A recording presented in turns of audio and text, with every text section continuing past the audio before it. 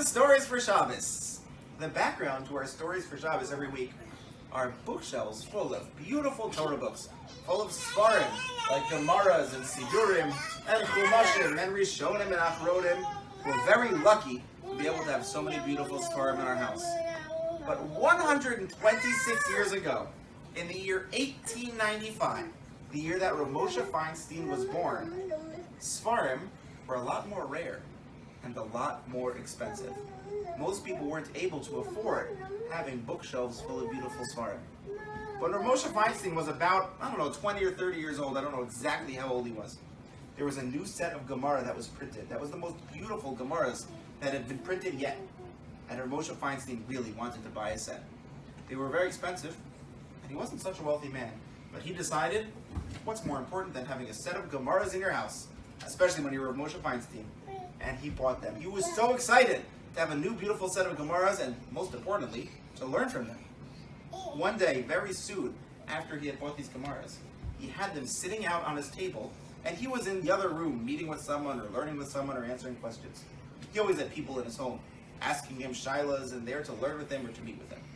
And while he was in the other room, one of his students who was visiting him was looking at his new Gemara and accidentally knocked over a bottle of blue ink that spilled all over his new, beautiful, expensive Gemara. And the student couldn't believe it. He was so scared and so embarrassed. What is my Rebbe? What is Rav Moshe going to say when he comes out and looks at his new Gemara? And the paper is blue. And he was like trembling and he was shaking. And Rav Moshe came out of the room. And he glanced and he saw that his new Gemara was full of blue ink. And he smiled and he looked at the people who were there and he said, "My new Gemaras look even more beautiful in blue. I can't wait to continue learning them." And the student was so relieved. Whew. Rav Moshe Feinstein didn't get angry. He didn't yell at him. He certainly didn't embarrass him. In fact, he tried to make him feel good that his Gemara looked even more beautiful. Now, did Rav Moshe Feinstein's Gemara really look more beautiful in blue? Probably not. He probably would have rathered them stay white if he could have chosen. But to him, it was a lot more important to make sure not to embarrass someone and to make someone feel good, even if they made a mistake. You know, the Torah tells us, "V'ahavta l'reacha kamocha," that you have to love your friend as much as you love yourself. How can you love somebody else as much as you love yourself? It seems very hard or maybe even impossible. But what you can do is think about, in a certain situation, how would you want someone to treat you? And try to treat somebody else just like that. If you would make a mistake and you would forget to call someone back or bump into them or break something by accident or without thinking or because you were a little careless, you would want somebody else to be patient and to be kind and to be forgiving to you, wouldn't you? So when somebody else does something like that to you, if they spill on something or they break something or they bump into you, you should be just as patient and kind and forgiving as you would want them to be to you. Plus, don't we all want Hashem to be patient and kind and forgiving to us when we make mistakes or bad decisions or we do an Aveira? Of course we do. So we should be just as forgiving to other people.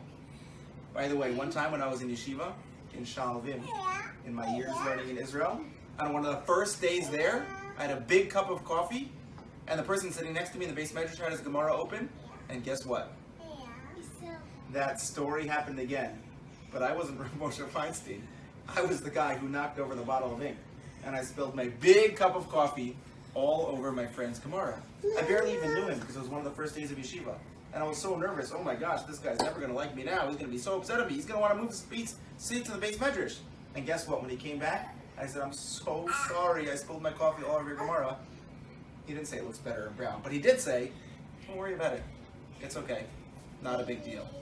And we were friends. And he was so nice about it. And I learned from that story that you don't have to be Rav Moshe Feinstein to be a big mensch, to be so kind and to have great midos. Everybody can do it. Now it's true, Rav Moshe Feinstein was known not just as one of the greatest Torah geniuses and leaders of his generation, but he was also known as a mensch, an amazing person with beautiful midos. But guess what? All of us can be like Rav Moshe Feinstein. All of us can do V'ahavta l'reacha kamocha. All of us should remember should treat our friends as just like we ourselves want to be treated. And if they spill on our papers, we should say, guess what? It looks even more beautiful in blue. Shabbos, everyone. Shabbos.